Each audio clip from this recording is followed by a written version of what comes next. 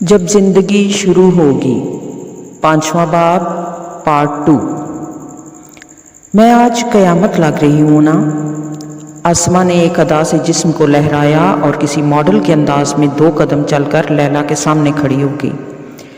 लैला अपनी दरसगाह के इहाते में दरख्तों के साए तले बिछाई गई एक बेंच पर बैठी हुई जूस पी रही थी और उसके सामने उसकी अजीज़ सहेली आसिमा लहराती बल खाती अपने नए कपड़ों की नुमाइश कर रही थी।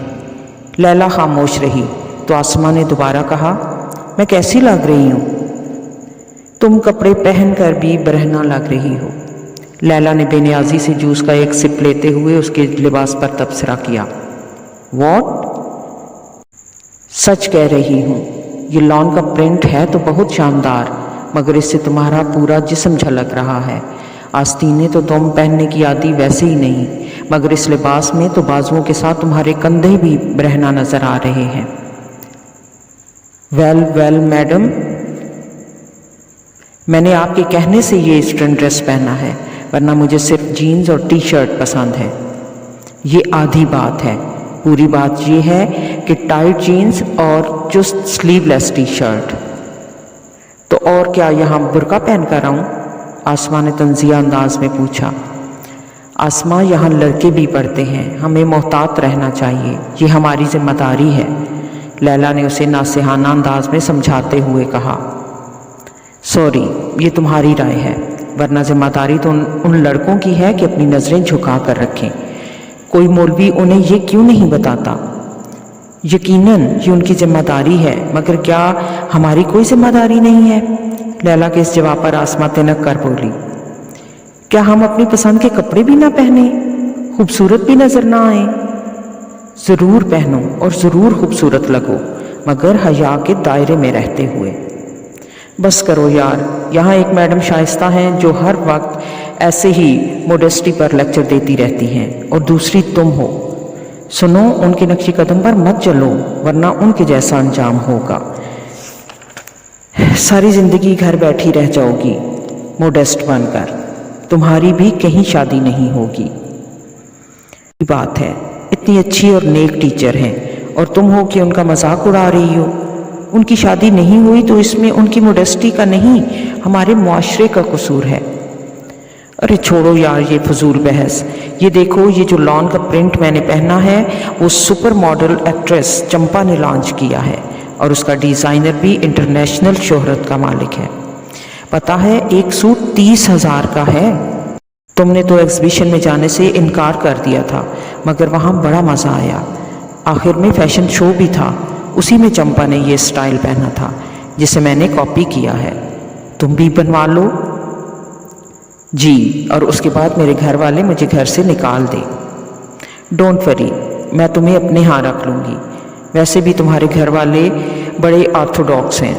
तुम्हारी अम्मी नाइमा आंटी तो अच्छी खातून हैं, बस हर वक्त नसीहत करती रहती हैं। और तुम्हारे पापा अब्दुल्ला अंकल, वो तो लगता है कि सारी दुनिया में इस्लाम फैला कर ही दम लेंगे। ऐसे ही तुम्हारे बाकी बहन भाई हैं, बस एक तुम्हारे बड़े भाई जमशेद ही ढंग के हैं, इसीलिए शायद तुम लोगों के साथ नहीं रहते।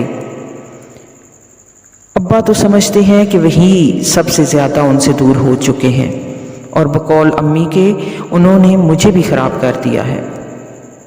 क्या खराबी है तुम में? तुम तो मुझे वैसे ही बड़ी नेक लगती हो।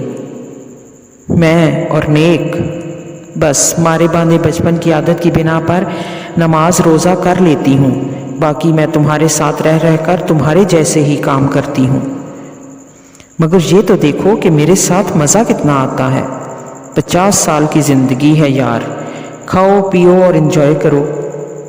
हाँ, तुम्हारे साथ मज़ा तो आता है, मगर अब्बू कहते हैं कि आखिरत में अगर एक दिन के लिए भी पकड़ हो गई तो वहाँ का एक दिन हज़ारों बरस का होगा।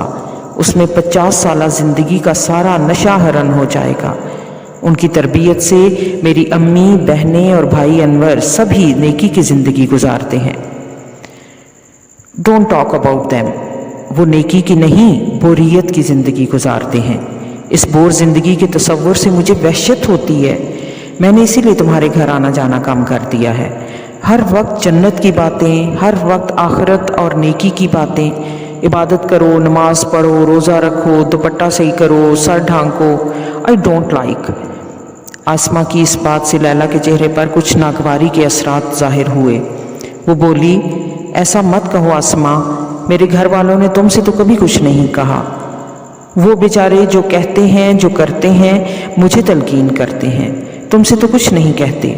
सिर्फ एक दफ़ा मेरे अब्बा ने तुमसे ये कहा था कि बेटा तुम मेरी बेटी की सहेली हो, देखो ऐसी सहेली बनना जो जन्नत में भी इसके साथ रहे।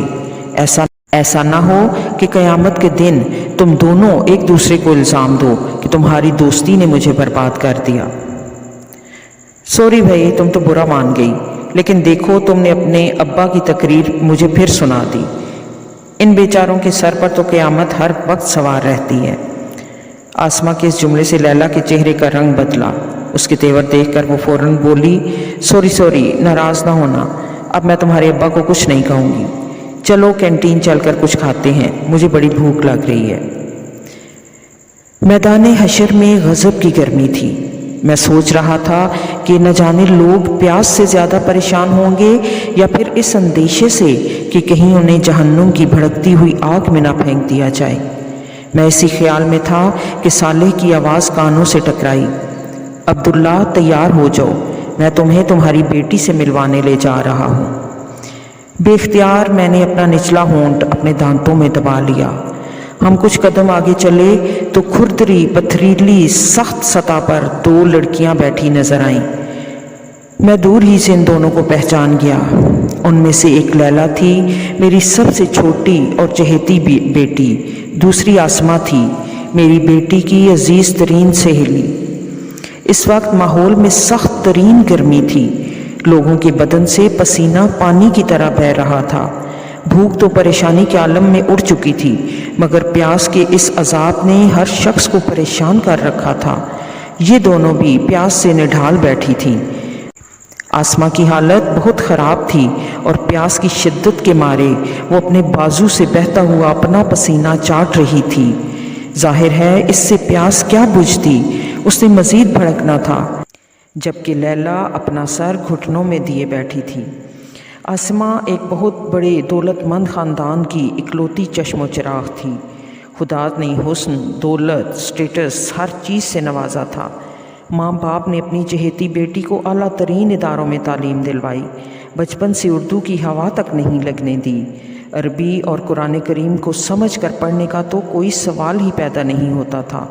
इंग्लिश मीडियम स्कूलों का इतना असर था कि बच्ची अंग्रेज़ी अंग्रेज़ों से ज़्यादा अच्छी बोलती थी, मगर ऐसे स्कूलों में ज़बानदानी के तौर पर नहीं बल्कि एक बरतर तहज़ीब की ग़ुलामी के एहसास में सीखी जाती है।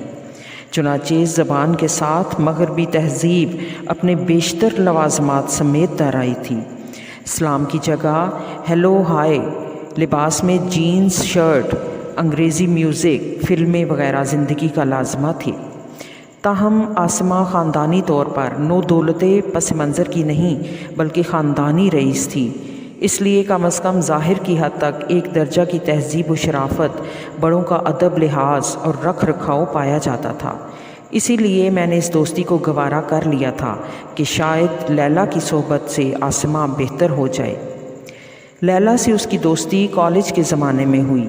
मालूम नहीं कि दोनों के मिजाज और केमिस्ट्री में क्या चीज़ मुश्तरक थी कि पस मंज़र के एतबार से काफ़ी मुख्तलिफ होने के बावजूद कॉलेज की रफ़ाकत उम्र भर की दोस्ती में बदल गई।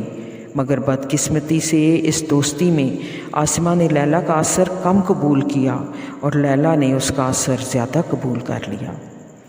लैला मेरी बेटी ज़रूर थी, मगर बदकिस्मती से वो मेरे जैसी न बन सकी।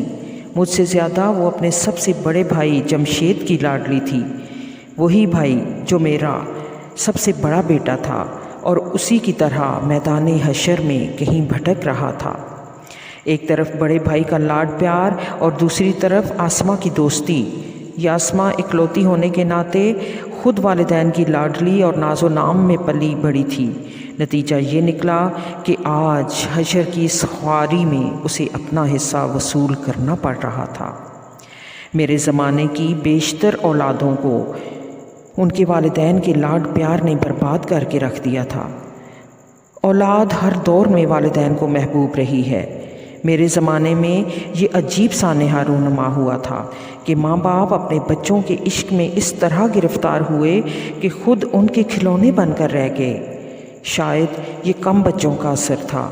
پہلے ہر گھر میں 8-10 بچے ہوتے تھے، اس لیے والدین ایک حد سے زیادہ بچوں پر توجہ نہیں دے پاتے تھے، مگر میرے زمانے میں والدین کے 2-3 ہی بچے ہوتے تھے اور ان کی زندگی کا واحد مقصد یہی بن گیا تھا کہ اولاد کے لیے سارے جہاں کی خوشیاں سمیٹ کر لا دیں۔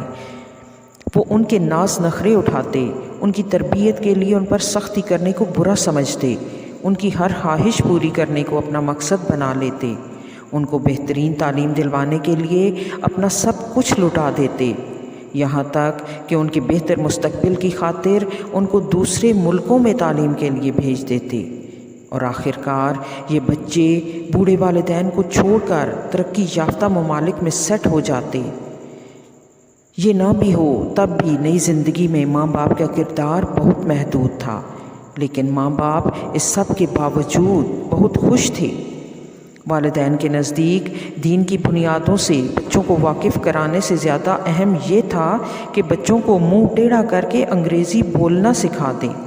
ایمان و اخلاق کی تعلیم دینے سے زیادہ ضروری یہ تھا کہ انتہائی مہنگے تعلیمی اداروں میں اعلیٰ تعلیم دلوا دیں۔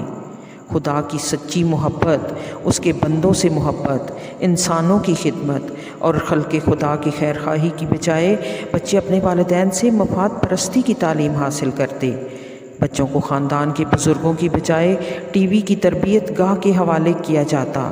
یہاں تربیت و شرافت اور اخلاق و شائستگی کی بجائے خواہش پرستی اور مادیت پسندی کا ایک نیا سبق ہر روز پڑھایا جاتا۔ آخرت کی کامیابی کی بجائے دنیا اور اس کی کامیابی کو اہم ترین مقصد بنا کر پیش کیا جاتا تھا۔ خدا، دین اور آخرت بس رسمی سی باتیں تھیں۔ دینداری کی آخری حد یہ تھی کہ کسی مولوی صاحب کے ذریعے بچوں کو قرآن مجید ناظرہ پڑھوا دیا جائے۔ رہا اس کا مفہوم تو نہ وہ مولوی صاحب کو معلوم تھا، نہ والدین کو، اور نہ ہی کبھی بچوں کو معلوم ہو پایا۔ یہ لوگ کبھی سمجھ کر پڑھ لیتے تو انہیں معلوم ہو جاتا کہ قرآن مجید دنیا کی فلاح کے ذکر سے اتنا ہی خالی ہے جتنا ان کی زندگیاں آخرت کے تذکرے سے۔ اس کا سبب پچھلی دنیا میں کسی کی سمجھ میں آیا ہو یا نہ آیا ہو، آج بالکل واضح تھا۔ جو دنیا میں گزاری وہ تو زندگی تھی ہی نہیں، وہ تو محض امتحان کا پرچہ تھا یا راہ چلتے مسافر کا کسی سرائے میں گزارا ہوا ایک پہر۔ زندگی تو یہ تھی جو ختم نہ ہونے والی ایک انتہائی تلخ حقیقت بن کر آج سامنے آ کھڑی ہوئی تھی۔ بشکل رنگ و گل حقیقت میں خار ہے دنیا، ایک پل میں ادھر سے ادھر 4 دن کی بہار ہے دنیا۔ زندگی نام رکھ دیا کس نے، موت کا انتظار ہے دنیا۔ یہی تجھ کو دھن ہے رہوں سب سے بالا، ہو زینت نرالی ہو فیشن نرالا۔ جیا کرتا ہے کیا یوں ہی مرنے والا، تجھے حسن ظاہر نے دھوکے میں ڈالا۔ جگہ جی لگانے کی دنیا نہیں ہے، یہ عبرت کی جا ہے تماشا نہیں ہے، یہ عبرت کی جا ہے تماشا نہیں ہے۔